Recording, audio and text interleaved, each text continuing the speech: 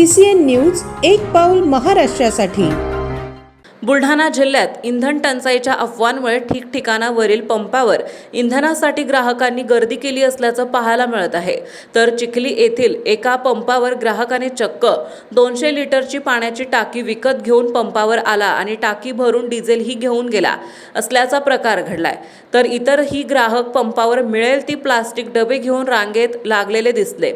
दुसरीकडे मात्र जिल्हाधिकारी यांनी इंधन साठ्यावर कडक निर्बंध आणले असले तरीही पंप चालकांकडून त्याचे पालन होत नसल्याचं दिसत आहे। आता प्रशासन काय भूमिका घेते याकडे लक्ष लागून आहे। CCN news Buldhana.